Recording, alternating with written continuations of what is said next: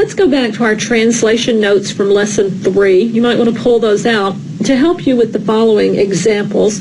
And we're just going to translate some equations. What I'd like you to do before you translate the equation is find the word in the equation that means equals. In example 1, it's real easy. The word is equal, and they've listed equal there. Now we have two sides to our equation, divided by that equal sign, of course. Let's look at the first side. 5 subtracted from a number. Well, a number is going to be represented as x or n or something. Let's just use x. But subtracted from means we have to do it backwards. In other words, we're going to have to say x first minus 5. Then we, of course, bring down our equals. The only thing on the other side of that equation is a 10. The statement, the equation we have is x minus 5 equals 10. For number 2, we say the equals is represented by the word is. Okay, quotient means divide. The quotient of 8 and a number. We have to do this in order, so we will say 8 divided by a number. The quotient of 8 and a number, 8 divided by a number, is -2. Example 3. Let's find our equals.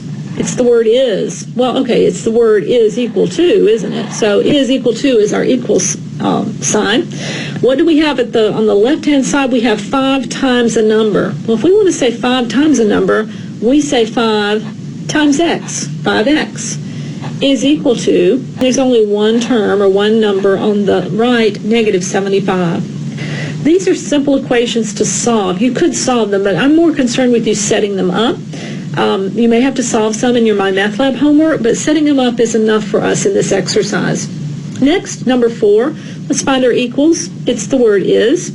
And this time it says twice the sum. Now that's going to be 2 times. Twice means multiply times 2. And then when they say sum, that means addition. What do they want us to add? They want us to add 17 and a number. Well, I would say 17 plus a number, and then I have to say multiply that times 2. I'm going to have to put it in parentheses if I do that. Of course, is -14 is the easy side. Anytime, though, that you see two operations right next to each other, twice means multiply, sum means add, you can just about bet that you're going to have to use parentheses to separate them. Next, we say twice a number subtracted from 60 is 20. There's our equal sign. We have a problem. Subtracted from translates backwards. What do we list first? Whatever's after subtracted from. So we're going to have to list this 60 first. 60 minus what? Well, 60 minus twice a number. Twice a number, 2x. Then we just say is 20. Next, the sum of 3 numbers is 40. Well, this isn't too hard. The sum means add 7 plus 9 plus the third number, which is x. They didn't tell us, so it's x, equals 40. Number 7, 8 decreased by a number equals, there's our equal sign, the quotient of 15 and 5. Okay, let's just work on the left-hand side. 8 decreased by a number. Decreased by means subtract. It is not translated backwards. Let's just write it down as it says it. 8 minus x. Now, there's our equal sign. What's the right-hand side? Quotient of 15 and 5. That's division. In the order, remember, 15 divided by 5. Number 8, 5 times the sum of a number and 2 is, there's our equal sign, 11 less than the number times 8. Okay, once again, we've got 5 times, which means multiply, and then we've got sum. We've got 2 operations right there next to each other. We're going to put parentheses between the 2. So we're going to say 5 times the sum of a number and 2. That works pretty nicely for us. Is the next word, so there's our equal.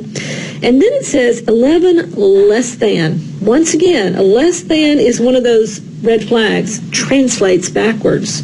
So we got to list first what comes after the less than. What is it?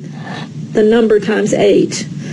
A number times 8 would be x times 8, but we don't ever write it like that, right? We would write 8x. So we want 8x to be first. And then we'll say less than, which is minus. And what do we follow it with? 11. Translates backwards. Less than and subtracted from are the ones you have to watch out for.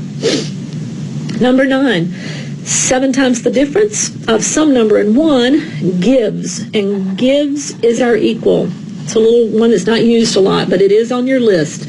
Gives the quotient of 70 and 10. So here we are. 7 times is multiplication, and then it says times and difference. Put parentheses in there because you're going to have to use it. 7 times would be 7. Times, I'll use parentheses, difference of some number and 1. Now, difference is subtraction, not translated backwards, so let's just go in order. Some number and 1, x minus 1. Gives is our next word, so there's our equal. And then we have the quotient, which is division of 70 and 10, which is 70 divided by 10. Remember, it has to be in order, and it's never backwards. Number 10, twice a number equals, there's the equal sign, twice a number, 2x equals 25 less, and less does not go backwards. So we can say 25 minus triple that same number. Well, that would be 3 times that number, 3x.